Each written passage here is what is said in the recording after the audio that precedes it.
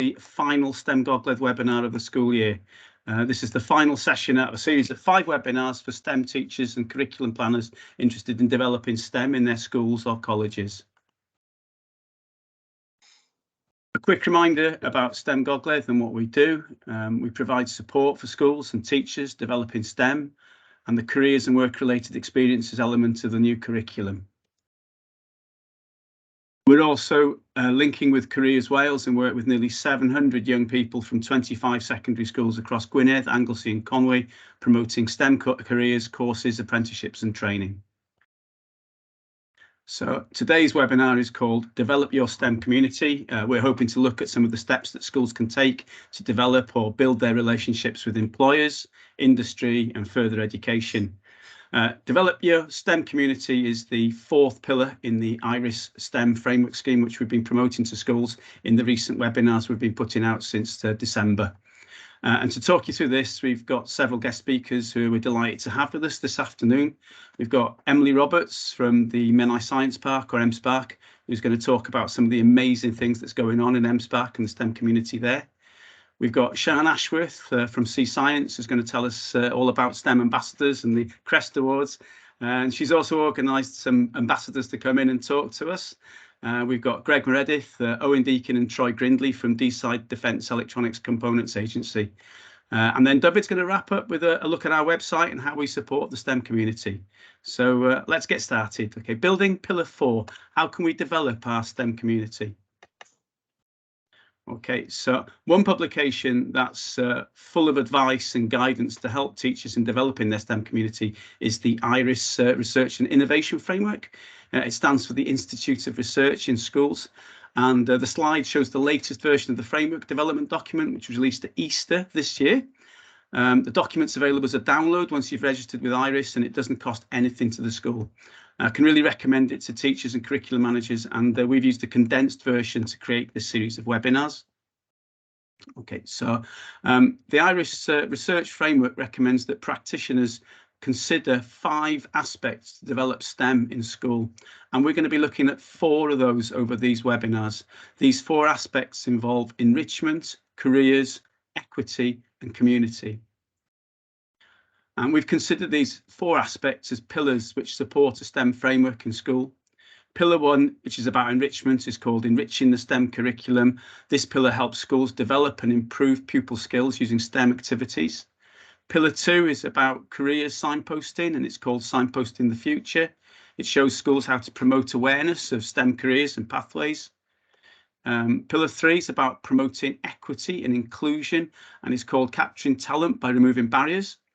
This pillar helps schools to recognise and take steps to reduce the gender gap through challenging stereotypes and promoting equity of access to STEM careers, such as the schemes like ESW run, such as the Girls into Engineering or Girls into IT. Pillar 4 is called Develop Your STEM Community, and is about the steps that schools can take to build their STEM community through developing links and creating useful working relationships with employers, businesses, colleges and universities. And that's the theme of this webinar today. So each pillar in the IRIS framework provides guidance to teachers to allow positive steps to be taken to improve outcomes in the classroom. And taken as a whole, these 4 pillars provide a sensible and innovative approach to schools wanting to develop their own STEM framework. So back to pillars 4, this one here. How do we go about it? Okay, so pillar 4 supports teachers by considering practical steps that teachers can take to improve links with further education and employers. Need to make links with these colleges and universities and employers. So the IRIS strapline, once you got the document for pillar 4, will be working with the STEM industry and the wider education community to offer young people a range of opportunities and experiences that can't be provided just in schools alone. And for support information to help teachers that may not have joined us in the past on our webinars, okay, we've recorded a series of webinars for each pillar of the framework. All the webinars are available to view on the STEM Gogledd YouTube channel or on the STEM Gogledd website. And maybe during the course of this webinar, Miriam or David might put a link to them in the chat. Pillar 1 webinar was recorded in February, and we had guests from ESW, Technicamps and the Royal Academy of Engineering and the Institute of Physics. It's stuffed with ideas about how to enrich your STEM curriculum, all the projects that the ESW and Technicamps run, and some of the kit that teachers can gain access through using the Royal Academy of Engineering link, using Neil Humphreys in called Brunellian. Pillar 2 webinar was recorded in March with Careers Wales, explaining how to use the Educational Business Exchange tool, or the EBE. And Pillar 3 webinar was recorded in May with guests from Technicamps and ESW looking at their Girls into STEM programmes. Okay, so I've made the writing in that last pillar a little bit bigger now, so you can see what Pillar 4 is all about. And the next thing is how do we go about it? Okay, so we'll now have a look at practical ways to develop a STEM community around the school.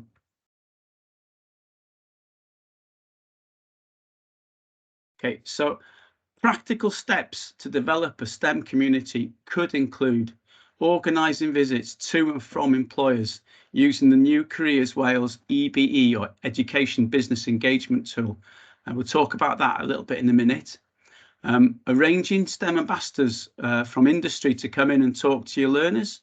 C Science can help you with this, and more from C Science later in the webinar from Shan. Pupils might take part in projects that are sponsored and supported by employers, such as the ESW Sixth Form Engineering project. Schools might also restart their work experience programme, which hasn't been offered for the last couple of years, but now looks to be positively encouraged by Welsh Government and the Coherent element of the new curriculum. And finally, particularly at this time of year, there may be opportunities to visit higher education providers, such as Bangor University, to see the type of work that they're doing. More on these initiatives later on. But if there's any questions about the pillar frame that you'd like to ask, I'm going to keep going because we've got a packed schedule today. OK, I'll keep going. But if there's any questions you'd like to ask, please put them in the chat. OK, so before we move on, how does the IRIS pillar framework meet the new ESTIN inspection criteria and curriculum for Wales requirements? And you might be concerned that if you adopt this sort of framework using the IRIS guidance, that it might not support these two, and they're rather important. And the short answer is that yes, they do. Every single pillar of the framework supports ESTIN and the curriculum for Wales guidance. So if you compare the 3 yellow highlighted areas on the slide, pillar 1 is here, ESTIN is here, CFW curriculum for Wales guidance is here. OK, ESTIN is going to be looking at how well the school provides authentic and engaging learning experiences, and this is in inspection area 3. The Coherent guidance in that massive 250-odd page document asks schools and teachers to provide learners with meaningful experiences and opportunities to engage with employers and different workplaces. So if you're working with industry, employers and further education providers as required in Pillar 4, schools are meeting both the ESTIN and the Curriculum for Wales requirements. So how do these 4 pillars come together to produce a STEM framework in a school? Some of you will have seen this slide in the last presentation, and it shows the possible STEM framework for a school that's adopted the 4-pillar approach. The framework provides a structure consisting of a coordinated approach from senior management, teachers, Careers Wales. So starting at the 12 o'clock position, you've got the school management. They've maybe appointed a STEM coordinator or a learning community of STEM teachers, organising events in the school. You've got parents involved, pupils involved using learner voice, publicity, celebrate the STEM success of the schools and promote activities that go on in the schools. And of course, the school management will be monitoring standards and results within these departments. For teachers, at 1 o'clock here, this position here, developing and embedding STEM teaching and learning activities for the new curriculum. You're also having to embed the Coherent element of the new curriculum into schemes of work. Teachers need to become more aware of the labour market information, the LMI, and STEM career pathways need to be highlighted in lessons. You're using the science capital teaching approach. You're developing your pupil employability skills through your practical work. You're promoting inclusivity and you're challenging stereotypes and making sure that you're getting equal numbers, if possible, doing subjects where maybe girls or boys have shied away from in the past. And you're using the EBE to sort of engage with employer visits and talks. So there's a school STEM club going on, or STEM clubs going on. Doesn't have to be one, could be many. You've got engagement with business and industry. You've got STEM ambassadors coming in from industry to talk to you. You've got STEM projects going on in the school, STEM certificates and awards. You're engaging with external STEM agencies such as ESW, Technicamps and STEM Gogledd. You might be having a STEM takeover day or a theme week in school. You're using STEM alumni as careers and course choice influences. One of the schools I'm working with at the moment has got posters of their alumni all over the school saying what they've done, what they've gone on to do. You've got a programme of visits to STEM departments in colleges and universities. And you've got Girls into STEM programme going on. But one of the main things that will happen from September, if you're an adopter of the new curriculum, is that you'll be certainly using the EBE system, and you'll be developing the Coherent within schools. So that's it's sort of a possible STEM structure for a school. And today, the pillar that we're looking at, pillar 4, represents this bit of the framework. Okay, so it's a chunk of that. Okay, so now I'm coming to the end of my babble now. Okay, so now we're going to get on to some people that will help us do this. So what we're going to be looking at, the sort of the mini agenda now, we've got to look at Careers Wales, ESW, educational outreach, look at Menai Science Park, Sea Science, STEM Gogledd Hub website. Then I'll just finish it off and that will be it for today. Okay, so how can we now build our STEM community? Okay, so firstly, the Careers Wales EBE. I won't go into too much detail about the EBE, as this was fully explained by Geraint from Careers Wales in our 3rd webinar that went out in March, and you can catch up with that on our YouTube channel. I really recommend you look at that. The EBE could be a game changer in schools to build links with employers. And from September, it's going to be an online tool located on the Careers Wales website, which is going to be available to any teacher with a hub email address. And the system allows teachers to request a host of activities, including employer presentations to small or large groups. And it also employer site visits. If you want to go to an industry, then we can possibly sort this out via the EBE. So you make a request, and following the request, the business engagement advisor at Careers Wales will keep that particular teacher updated via email until the booking is confirmed. And the main thing is, what's the benefit of linking with employers? Okay, so there's lots of research studies that show there's huge benefits for students who have this engagement. And some of these are shown on this slide. Okay, so employers are keen to support schools with a range of activities, including guest speakers who come to the school in person or via a webinar. You can go to employer premises. They'll organise careers fairs and specific workshops. We used to have some in school where they would come in and do mock interviews with our students. But the main thing is, engaging with employers can certainly influence pupils' careers plans and subject choices. I've just got back from Magnox today. We had 15 students there from a school, David Hughes.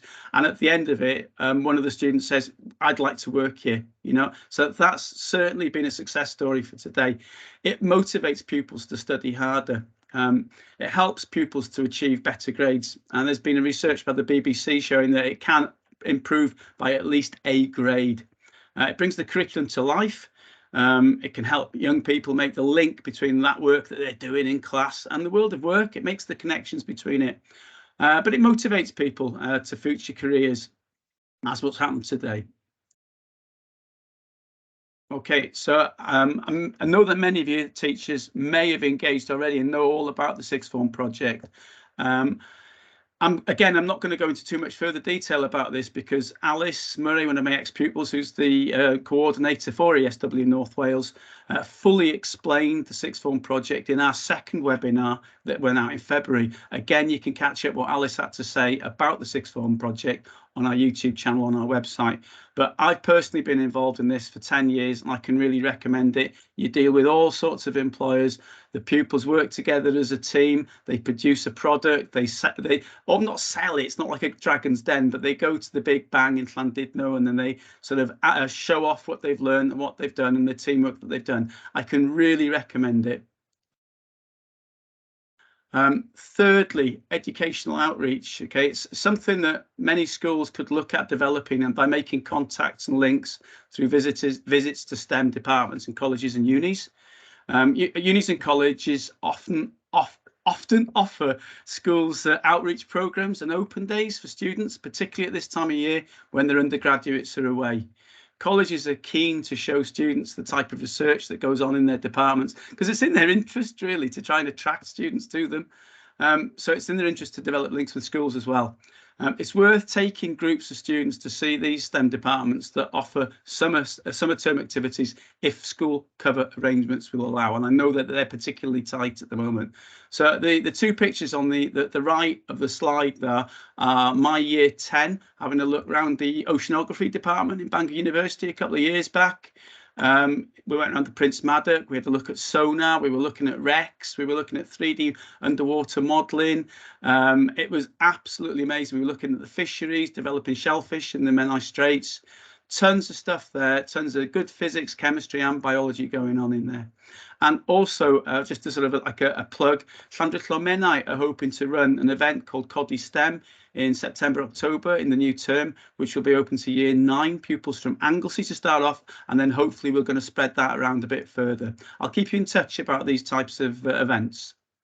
So these are the North Wales colleges and universities. Each of those has got a website.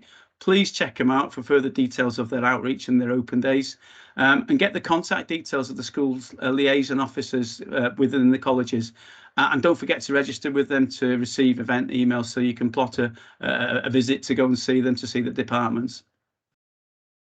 So that's my babble finished. Okay, so still on the theme of education and business outreach, it gives me great pleasure to introduce Emily Roberts from Bangor University's Menai Science Park at MSpark. And she's going to discuss building a coherent community to bridge the skills gap. Thank you, Emily. I'll just finish the slideshow there. Thank you. I hope it's coherent. We'll see with my slides how we go. Let me know if there's any issue, because once I do this, I can't see anyone else, unfortunately. But yeah, diolch yn fawr. Thank you very much for the invite. I'm going to briefly kind of cover how we as MSpark built a community and how we want to work more with schools and how you can link into what's on offer in the region. In case you don't know, MSpark is here on Gogledd on Anglesey. It's a beautiful sunny day, which of course we always get. The sun is always shining here on Anglesey, and our mission is to ignite the economy, inspire the people and innovate for the environment, all for a sustainable Wales. So not much, just that is what we aim to achieve here at MSpark. And there's some of our New Year's resolutions, so we posted them in January, but we've got things that we want to do with the economy, deliver quantifiable economic impacts, promote quality and diversity, and help get Wales on the map as well for being somewhere where innovation does happen. And part of that is getting people who live here to realise it and get the kids to realise that there actually is stuff happening here in the region that they might want to get involved with. So this is 2022 so far for us. So if you're not sure what exactly MSpark does, hopefully these statistics give you a little bit of an overview. So we house tenant companies here, where I think by now actually 95% occupied. We've got 3 empty rooms left in the building. We've got 42 fantastic businesses based here, all working in the STEM sector, and many of them based and started and established in North Wales. They've not all kind of come in from somewhere else.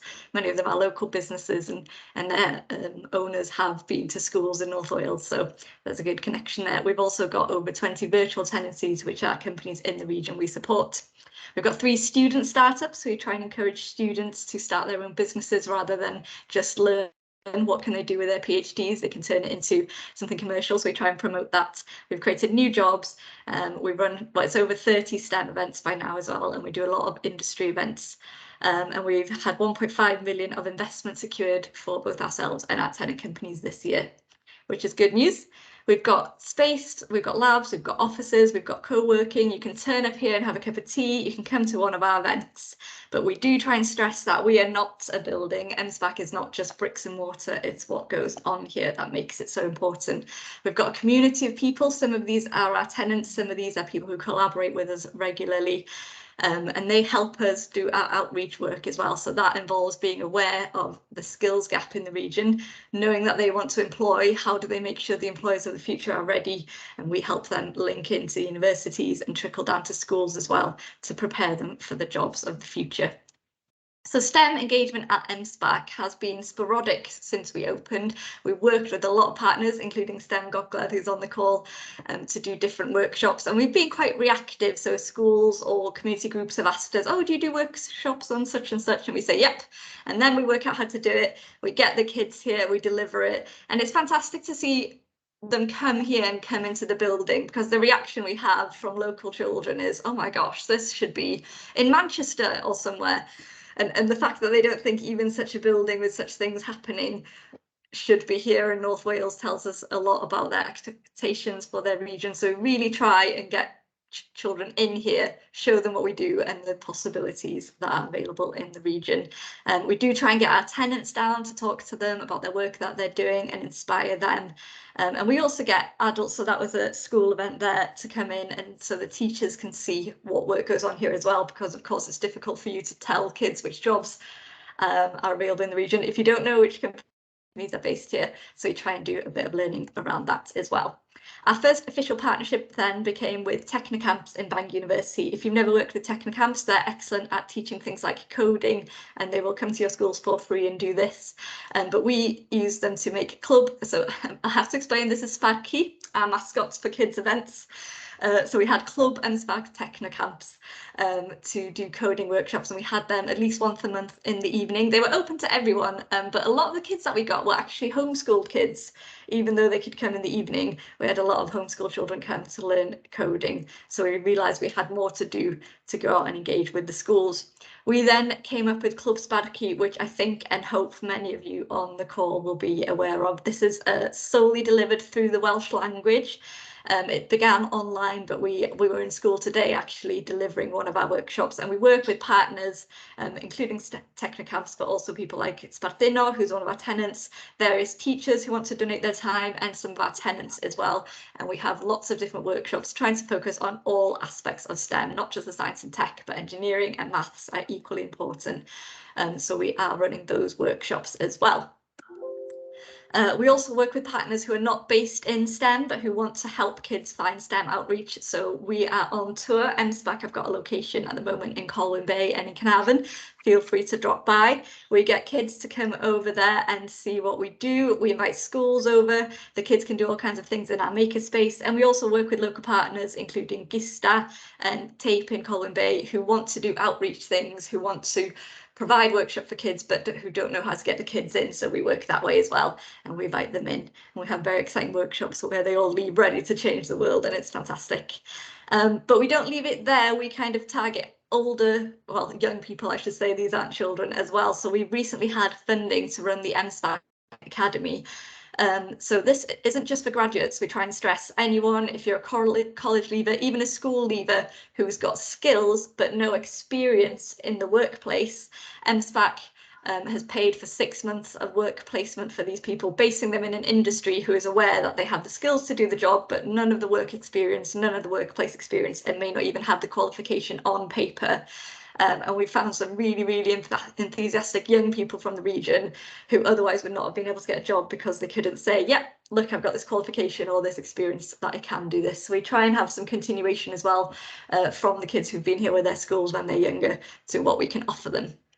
One of the programs we are running now is called Mutiny Bath, and this is something that's new for MSPAC, is to run our own program without external deliverers that we can take out to schools. So 10 primary schools came to us to do Mutiny Bath, and this was a cross-curricular activity focusing on Coherent and what it had to offer. And they had to go through the stages of starting a business, from what kind of business they would start and why, the marketing, the finances and business plans, to what their product would be, to making an advert. And then we brought over 200 children, packed them into MSPAC for an afternoon of chaos where they pitched their ideas, and some of them had made songs, and some of them had come up with dances, and some of them did a rap, and it was amazing.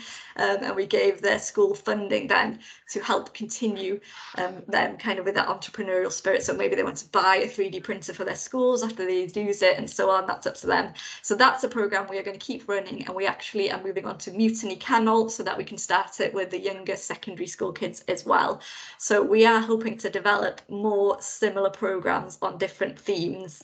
How can we help you? We are starting to get together our kind of sessions. So we're starting with Mutiny Bath. We're getting a focus on ECNI, on energy, because that's one of our specialist subjects here at MSPAC. And we're also focusing on digital. So once we have the funding, cross fingers for us, we will be able to come to your schools and say, we have got this dedicated programme, this is the outcome, this is how it fits into the curriculum, how can we work together? So we're very excited to potentially be doing that, and we will get in touch with all of you. But if anyone wants to get their name down super early, please do get in touch with MSPAC. And then I want to leave you with some top tips or food for thought that we have put together whilst working in the community. So first of all, the skills are out there. We get a lot of teachers coming up to us and saying, oh, we need to teach this, but we don't know how to teach it. There are people out there who can teach you the skills, who have the skills to kind of make it happen. So you don't have to do it alone. Come out and get in touch with someone who can help you. Learn yourself. So we get a lot of things that we do, coding clubs or STEM workshops or things where we get kids in and the teachers sit at the sideline and go, oh, we didn't know about this. I don't know how to do this. Join in, we don't mind, like we really encourage it. I think you're never too old to learn a new skill, and if the kids are doing it, why not come and learn yourself? So yeah, take the opportunity as a teacher as well to see what's being offered by us and gain the knowledge. Listen is very important, so I think we've been guilty of that ourselves. Experts are usually happy to give you information, so sometimes we'll blindly hook on to the topic of the moment and go, oh, everyone needs to know about this and learn about this, and then we'll have industries and businesses and MSPAC going, it's not going to catch on. That's not actually what our business needs. We need this. So always be aware, listen to the people around you of what actually the skills are and how we can help. Don't worry, support is always there. Coherent is new for us all. Getting kids into entrepreneurship is new. Cross-curricular is something that people struggle with. We can all work together. Let us know what you might want in a series of events and we can see what we can help with. And finally, responsibility. And I don't want to sound harsh, but a community involves everyone. Oh, that's my 10-minute time. A community involves everyone, but teachers can teach and scientists can do science. So when you approach us and say, hey, can we have 3 of your tenant companies to tell us what they do and inspire the kids, you might end up with a nerd with a device talking really quietly and not sure how to change all these technical terms into something inspiring for the kids. But you guys can teach. So there's probably also room to have a bit of teaching these companies that we have here how to come across to young people and make it valid. So there's a lot of room to teach each other as well, so that rather than just ask if you can have someone speak to your school, maybe give them 5 minutes of your time as well to teach them how to teach. And I think that can help us make a bit more of a coherent STEM community where we can all help each other and we're all on the same page. And that's all I have today. Unfortunately, I can't stay much longer because I'm supposed to be on a call at past. But if you've got any questions, please put them in the chat or let me know now. And Hugh also has all my contact details and happy for them to be shared, Hugh, if anyone wants to get in touch. Oh, thank you, Emily. That was brilliant. It's such an exciting place, isn't it? There's so much going on there. It really is. I know that Sean, who's on the call now, has actually taken a group of Year 9 students there a while back. And I recognised Tanya in one of the pictures that you had there. So that was, yeah, it sounds really good. But nice one. Thank you very much indeed, Emily.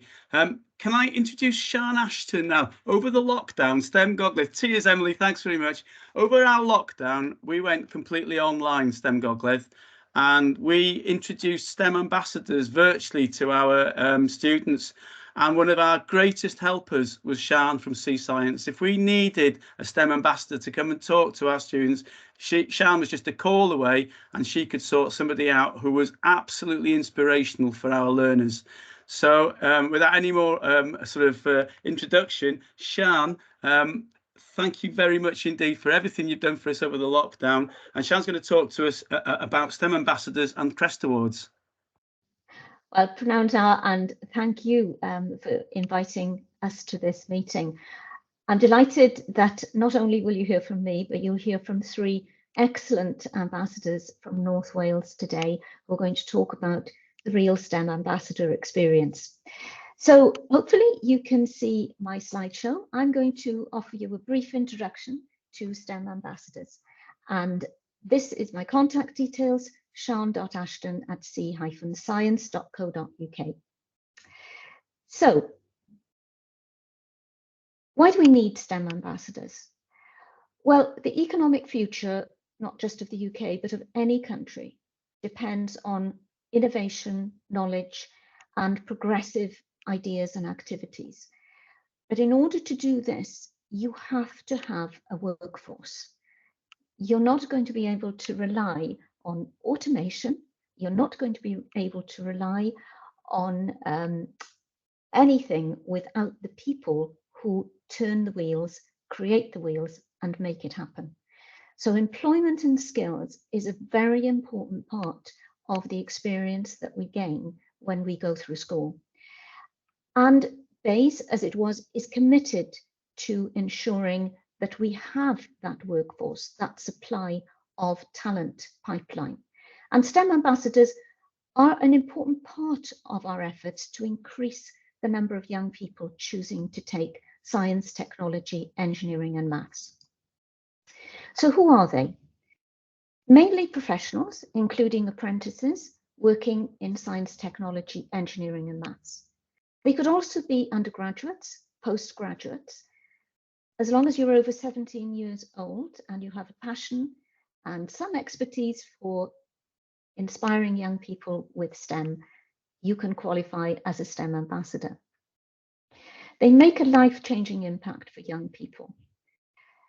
In Wales alone, there are more than 250 employers supporting the programme here, and nearly 2,000 STEM ambassadors, a very diverse pool of support, good gender balance, good academic career progression.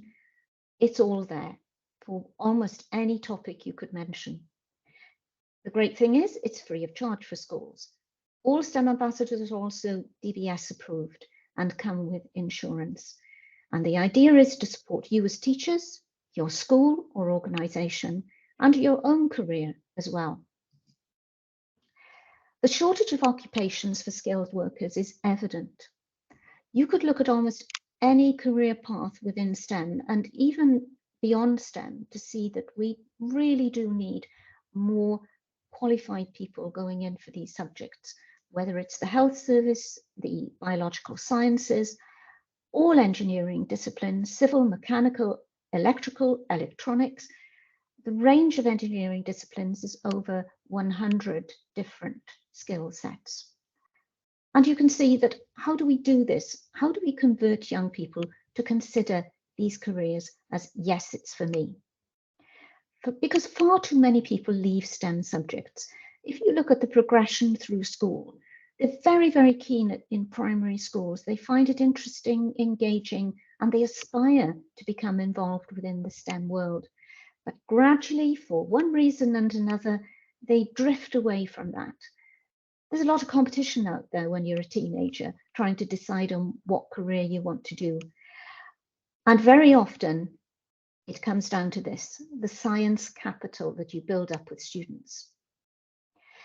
Unfortunately, a low percentage of pupils have a high percentage of science capital. That means there are not a great number of pupils who have a high percentage of STEM engagement outside school. It's about who you know. It's about how you think, what you do both inside and outside school, and what you know about the world of STEM. And very often that knowledge comes from contact. And this is why we want to sort of change the pattern of how young people aspire to go in for STEM, because very often it's through parental contact or through a particular school engagement activity. We want to make sure that no young person is left behind, and at least they have that chance to connect with STEM and improve their own science capital. Why do people become STEM ambassadors? The key thing is to support young people's life choices. They help provide that leadership skill support their own employer to connect with the local community. Helping teachers to contextualize their subject in the real world is a really important part. How many times do young people sit through a maths lesson and say, yes, but where does that actually apply in any career or outside the school learning experience? Increasingly, STEM ambassadors are involved in cross-curricular engagement. And the picture you can see here is of a young STEM ambassador who took part in a history lesson explaining how the ancient Egyptians used science, engineering, and maths, and then progressing to how those same skill sets are used in the modern world today. So cross-curricular activity is one of the things that we're developing hugely with STEM ambassadors. Sian, sorry to interrupt, but I'm not sure whether everybody else, whether it's just me, but I can't see the slides moving on my screen. Sorry, is that the same for everyone else? Yes, it is, Sian. They're not moving. Okay. Right, So let me have a can you look. just share again, Sian? Right. Okay, can you see that now? Yes, yes, that's better. Lovely, thank you. Right, that's good. So across Wales, a huge number of employers support the programme. As I mentioned, there's over 250 employers who support it. Hopefully you can see the next slide. I think I'll have to do this.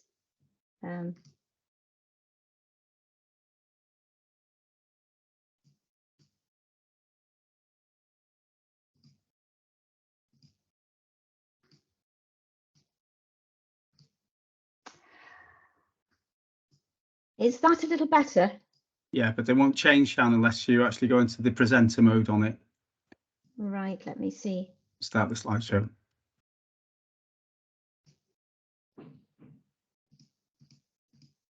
Is it changing now? It hasn't changed yet. Oh, right. I have no idea what goes wrong there. Sorry about that.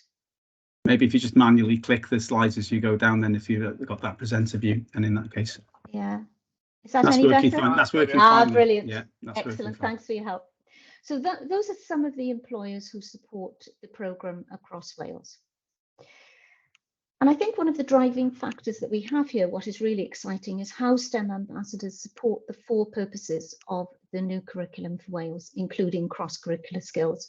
And I think one of the key phrases that I picked up from this is that learners develop the capacity to apply their learning in science and technology to inform thinking and action beyond the classroom.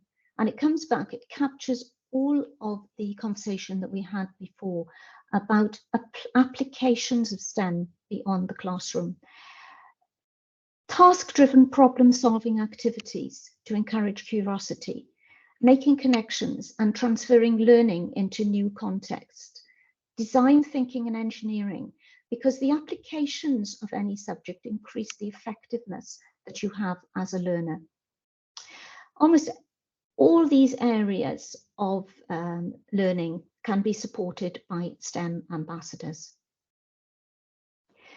And what do they do for schools and organisations? Well, what can they offer?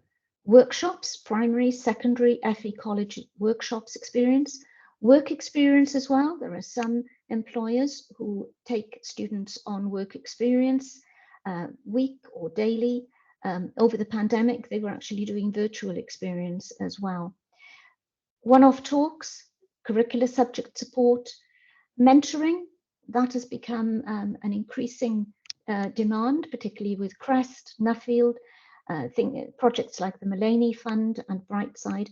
And also I work quite closely with Careers Wales, because if they have an event going on, such as mock interviews, careers events, or anything to enhance their own opportunities, they will come to me and say, have we got a STEM ambassadors who can support that? So you may have met a STEM ambassador already, but not directly through the STEM ambassador programme. So what do we aim for in the ideal world? We raise the profile of STEM and challenge the stereotype of people who work in STEM professions. That is a really important thing, not to feel, I don't have those contacts, I don't feel that the world of STEM is for me. We want to change that. A cross-curricular approach to inspire the creative thinking pupils to engage with STEM. Because I worked in a STEM industry, I worked in pharmaceuticals, we really needed people like that in so many different career roles. Diversity, that's a big thing as well, whether you're talking about academic background, gender, social background. Informed subject choice as well. If you're making a decision about what subjects you want to pursue, you want to know where they're going to lead. And again, that no young person feels they haven't built up that science capital while they're at school. So how do you request a STEM ambassador? Well, as a teacher, you can register on stem.org dashboard, and you can advertise for a STEM ambassador on that platform. STEM ambassadors can then express their interest in your request, and you can offer them the opportunity and then carry on the dialogue through the platform. The other methodology, as Hugh and David have mentioned, is to contact me directly for assistance to post your request. And I'm more than happy to do that, because very often an ambassador may have a particular expertise that you're looking for, and I can highlight that opportunity to them. Finally, Crest, a little bit about the Crest Awards, which are really a great opportunity for pupils, particularly with enhancing their UCAS applications. The great thing that we have in Wales, it is free of charge. It is supported by the Welsh Government, rather than the pupils or teachers having to pay for these awards. And it's based on an inquiry-based approach to doing projects. There are different levels, so from primary 5 to 7 years, and for those secondary teachers here, you have discovery, bronze, silver, and gold. And all of these award levels enhance the students' personal statements when applying for university. You may already be doing projects with your students which will qualify for these Crest Awards. So if anybody's interested in applications for Crest Awards, do make contact. But that's enough from me. And now we're going to hear from the STEM ambassadors from DECA. Greg Meredith, Owen Deakin, and Troy Grindley. And I think they're the best people to explain why they become involved with the STEM Ambassador Programme and what it means for their employer as well. So I shall now hand over to Greg to start the conversation. Hi everyone, my name's Greg Meredith and I work for a company called DECA, Defence Electronics and Components Agency. We're based just inside of Wales, about 7 miles away from Chester. We've been going for just over 100 years now. Our particular site has been called various names. So it was when I first joined it about 27 years ago, it was 30 MU maintenance unit, and now we're called DECA. We're part of the MOD, Ministry of Defence, and our main role is to provide maintenance, repair, overhaul and upgrading calibration for a range of MOD equipment that can be from air platforms, F-35 Typhoons, to ships, Type 45s, to tanks and people carriers as well. We've got approximately 450 people employed in our site, and we've noticed a few years ago we did a survey and we noticed our age profile on our site was the average age was 54, and a lot of the platforms that we deal with tend to be about 50 years. So obviously we noticed an issue that we needed to make our workforce younger, and so what we decided to do is we decided to do this apprenticeship scheme, and it's been very successful. We roughly have between about 8 and 11 apprentices come in every year, and we've just completed a new classroom which is in building 15, which is our business centre as well. We used to have a site, we used to be 2 sites, East Camp and South Camp, but South Camp was sold off. It's now housing estate and a business unit, so we had to bring that on board onto our East Camp. So that's briefly a bit about DECA. Now, in terms of what I've been involved in the STEM program, one of the things I do really enjoy is going into schools. And I remember probably a few years ago, before COVID, going into a local high school and doing some interviews with, I think it was year 10 and year 11 pupils. So the first of all, they were very scared because it's not something that they're used to. So I try to calm them down and say, look, it's not. And it's very interesting to try to actually get information out of them. I had one particular pupil and she said, well, I haven't got any outside interest. I said, oh, okay. So I delved a little bit deeper, and she actually represented Britain in horse riding. So I said, you know, that has to go in your CV. You know, that is amazing. That is absolutely fantastic. I remember another pupil as well, and he said, well, I don't really know anything about IT. I said, oh, okay then. So again, chatting to him, and he said, oh, and I found out he does animation, he does computer animation. Well, that is IT. So I said, you know, it's something that gave me a lot of pleasure actually talking to them and trying to get them to come out with these things. Actually, they don't think they've got any knowledge about these particular subjects, but they have. Another thing as well, I remember going to a primary school, a local primary school, and we actually built a suspension bridge. That was something that was provided. So we actually got the pupils together, we divided them into various teams, and after about a couple of hours, and they were really proud because it's not something that, first of all, when they saw it, thought, well, we're never going to be able to build a suspension bridge, but actually working together in teams, in about 2 hours, we provided, and they walked across it, and they were well chuffed with their little hard hats and little overalls. They were very, and the teachers as well, they were very happy. As well, we also do a number of career events as well. So again, we go into local schools and try to inspire people to do STEM subjects. That can be really, what happens is we get them together around our particular table, and we talk about generally what DECA does. And what tends to happen is people say, well, you know, I've got a, you know, I just want to play football and things like that. And I said, well, I explained to them, do you realise maths is used in football now? I said, you've got a number of people who are mathematicians who actually look at the way how goals are scored and where the person is on the pitch, and then that's put forward to the manager. So you think you haven't got, you know, you think football, well, actually, you will come across things like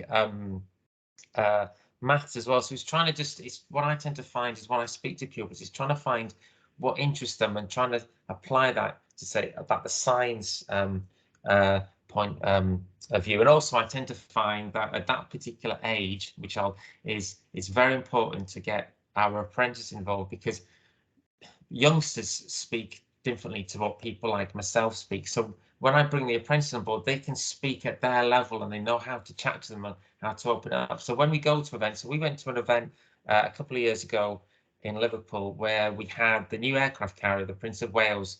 And the idea was that we had a STEM event in one of the hangars there, and there was, I think, about 1,500 skilled pupils came over the day. And there was a few of us, but there was mostly apprentices, and they were there to demonstrate equipment, but also importantly to talk to these pupils and try to inspire them to do STEM subjects. And it really went down very well. I think that the teachers and certainly the pupils were inspired, especially coming on board a new aircraft carrier as well. Similar to when I first joined DECA, I was an apprentice. It's changed quite a lot since when I joined it. But if I could maybe bring in Owen first and talk about a bit of background about what he did and about what he likes about the apprentice scheme and a bit about it as well, please. Hi, thanks, Greg. I started off going to school and I decided to go through the course of doing A-levels, but I wasn't really too sure what to do in the future. I did a STEM event in year 11, I think it was, and that gave me sort of an idea of what I want to pursue and the different options available to me. But I think it was after the A-levels that I really decided what I wanted to do. So instead of going to university, I decided to take a year out and just do a cleaning job. So I did that for roughly 2 years, but whilst doing that, I was able to gain work experience in different environments. So my dad works in a local paper mill, and I was able to speak to him and organise work experience event there, which allowed me to see different departments, see the different areas, the field of work, and just get an understanding of what it was I wanted to do. And that sort of inspired me to go down the electrical engineering route, because I just enjoyed the experience there and I felt like it was for me, it just clicked with me. So it went from there really. From that work experience, I was able to develop a relationship with the people there and I was eventually offered a job opportunity.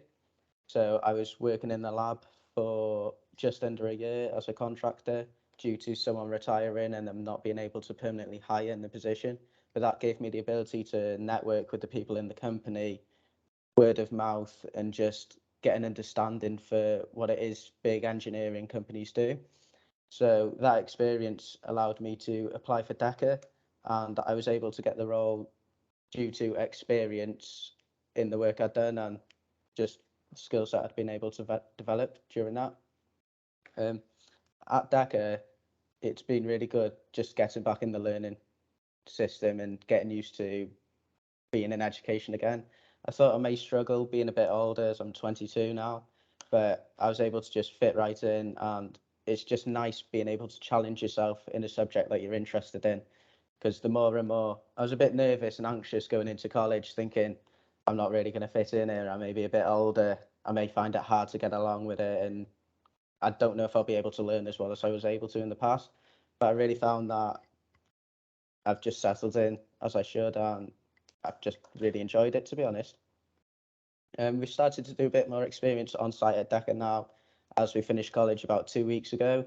So we're getting into more of the soldering and just looking around the place and getting familiar with different areas and speaking to people.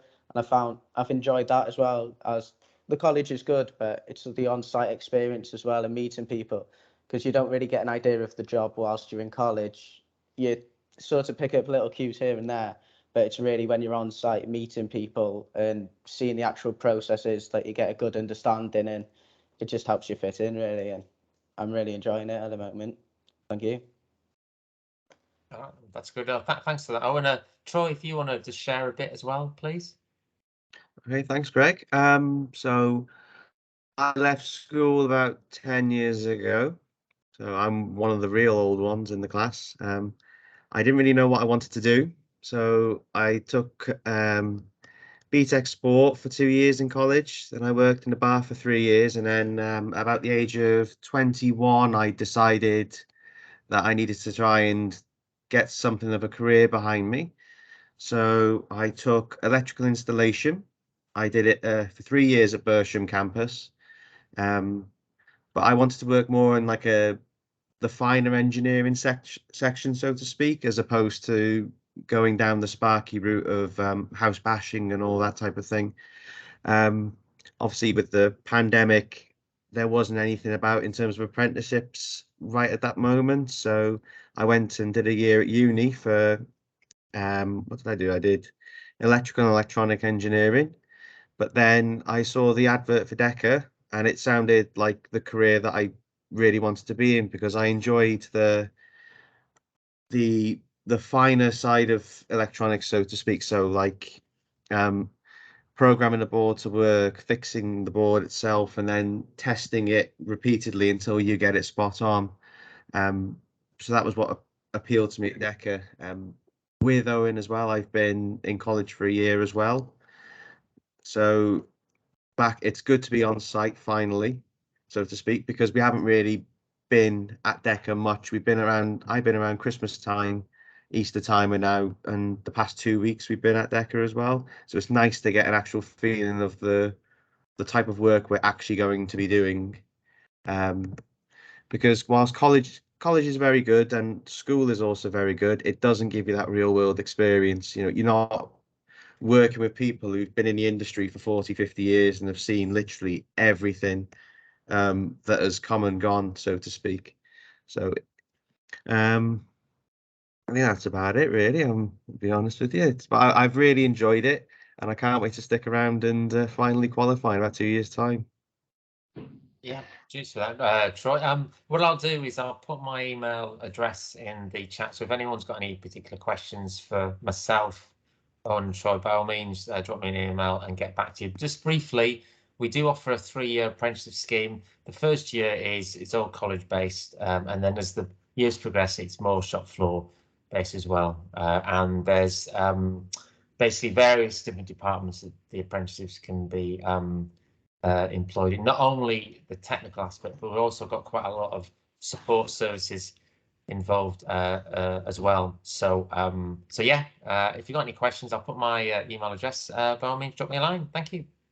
Thank you very much, Greg, and thank you very much, Troy and Owen, and coming in and sharing your experiences. And thank you, Sian, for organising all of this.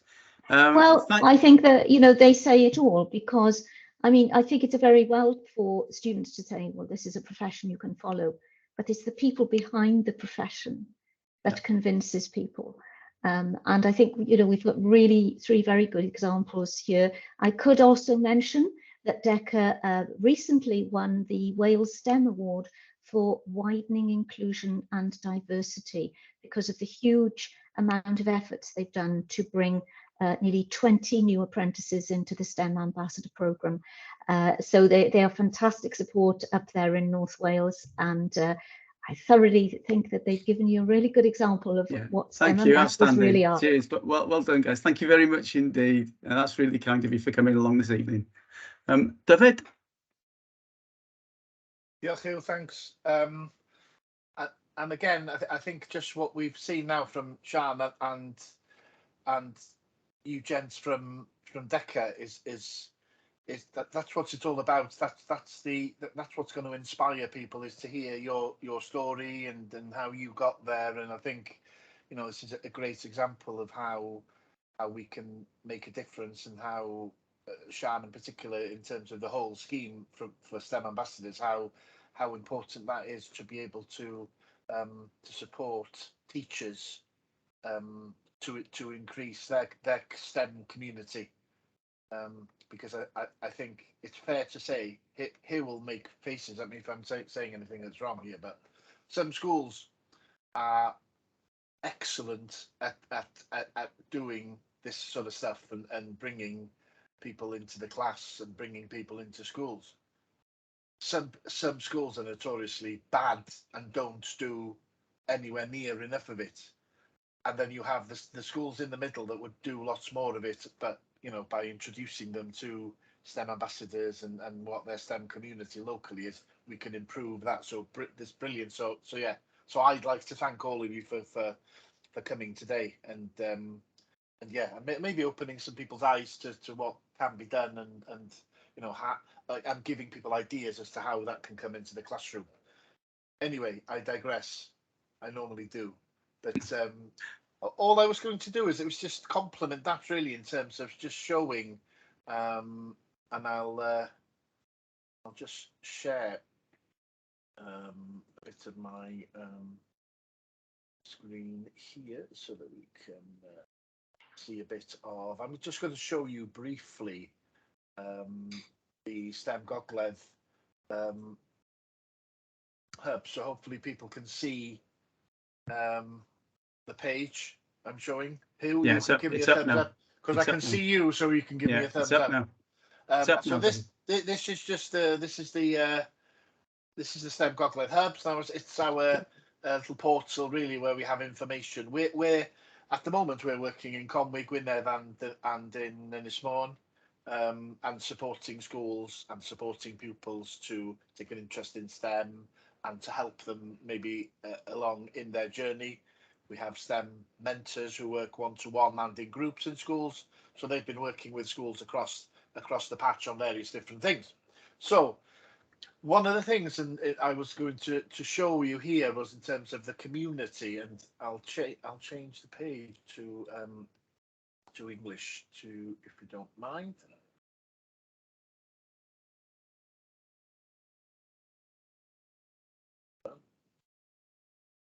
Right, there we are.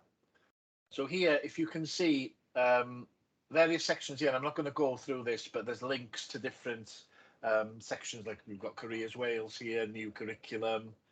There is a section for teachers, and he will mention just at the end, Hugh's been working really hard on a guide for teachers in terms of what all these webinars have been about. So that'll be living here for you to be able to access, because we couldn't possibly email it to you all, otherwise people will be shouting at us for crashing the systems, but it'll be available for you here. But one of the things I wanted to show was what you can show maybe some of your pupils. So I've clicked onto influences and we've got some STEM stories, and you can see here this will take you to series of different things, and it was in particular something that I think teachers can maybe use in sort of short bursts to show within, you know, if there's a bit at the end of a lesson or some, you know, incorporate it into something else. And I'm going to just show maybe this will play for us now. Your thumbs will be important here to give me the thumbs up, whether you can hear. But this have you set the volume on the video? Yes, so it should play. So so bear with me, and this is just an example of what we call a STEM story. It's a really short piece that tells the story of a young person who's gone into STEM with the view of inspiring other people. So if you bear with, we'll see how to pass.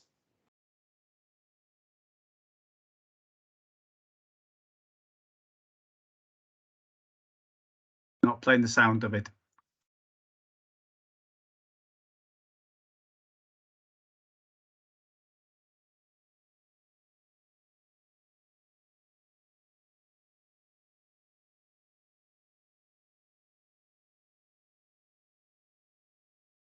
You're not hearing the sound coming through? No, not hearing the sound of it, sorry.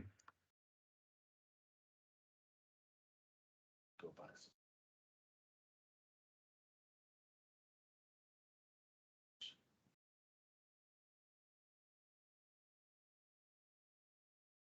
But there's several of them there, isn't there? There's several videos there. You know what? And again, I just wanted to show you an example there. But this site is Gogledd.Cymru.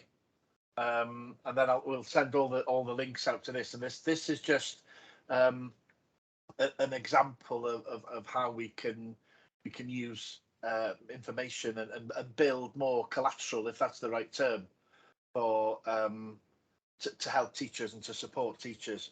And ideally, what we would like from schools, and this is almost a call to action, is for schools to identify. And I know Hugh was is quite adept at this in terms of from his former pupils at Ysgol Friars, is identifying who are these people, what are they doing now.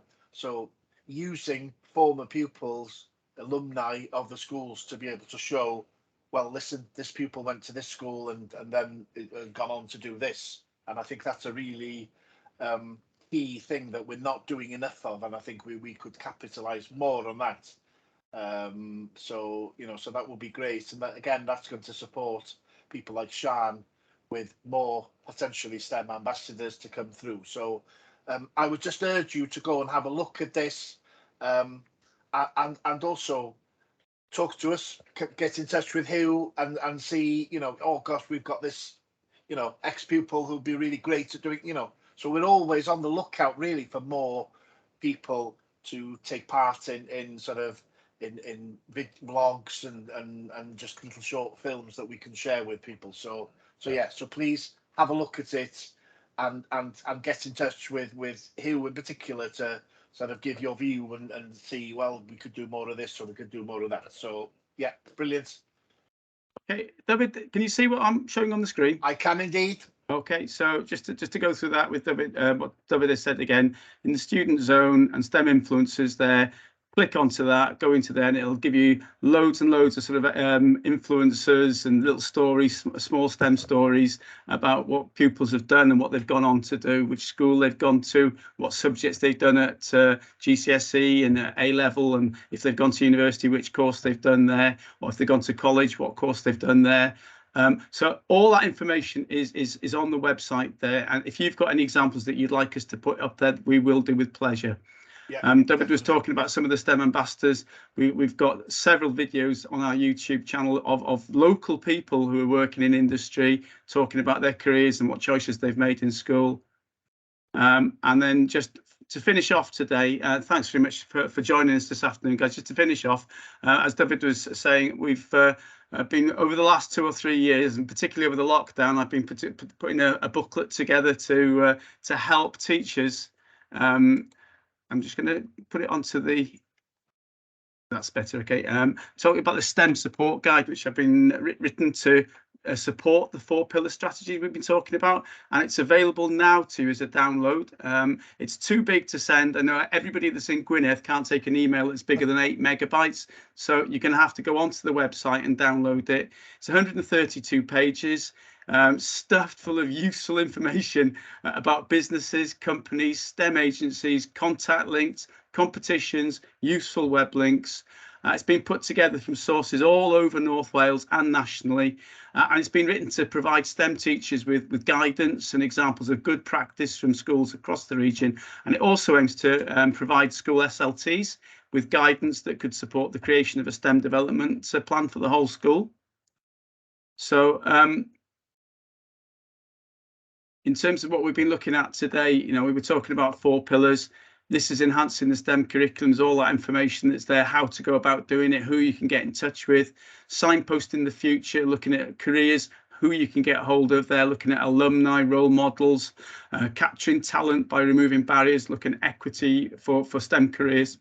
And today's pillar, develop your STEM community, loads of information there, how to get in touch with Sian, STEM ambassadors there, how to do visits to industry, things like that. So the red boxes there is what we've looked at today, and the other 3 webinars we've recorded, which are on the YouTube, our STEM Gogledd YouTube site, will deal with these other 3. Okay, so for example, for teachers in the guide, okay, there's information to help teachers develop their LMI, their labour market information, as part of the careers and work-related experience aspect of the new curriculum. So, these taken from the guide, these have been taken from the guide here, okay. These are the 8 growth sectors in North Wales and the type of work and jobs that's associated with them that's been identified by the North Wales Regional Skills Partnership. But then further on the next page, if you have a little look at it, the guide will give you examples of these companies linked to the growth sectors and to the areas of learning experience in the new curriculum, along with contact details and website information, what these companies do, where they are, what their website is. You click on that, you'll get contact details. So if you're interested in something that's to do with construction, you go onto the construction section and you can click on that. You'll get all the contact information for you. And also, just for your information now, Conwy Council, if you live in Conwy, if you're a teacher from Conwy, they've produced a list of employers in the county matched to the growth sectors, and we hope to share this with schools soon. And Gwynedd is currently producing a similar database. And, that's it really for today, guys. Thanks for listening and signing up for this webinar today. I hope it's been useful to you and that you've had some ideas for building your STEM community. Many thanks to our guest speakers today. That's Emily, Sian, Greg, Troy and Owen and David. All the best. Take care. The light is almost at the end of the tunnel. If you're a teacher, enjoy your summer holidays. Mwynhewch y gwyliau haf. Have a lovely, safe time and see you in September. Thanks very much for joining us. If you've got any questions, we'll stay on the line for a little bit. I don't know if David's going to stop the recording now, but thank you very much for joining us this afternoon. Diolch, Hugh. Just before everybody goes, I just want to thank Hugh as well, because Hugh's done a series of these webinars. And I think they've all been useful, and I think people have taken lots out of each and every one of them. So diolch, Hugh. I know there's a lot of hard work gone into them, and also thank you to everybody else. So I'm going to stop the recording now, and then if anybody wants to stay on, you're more than welcome to. Diolch.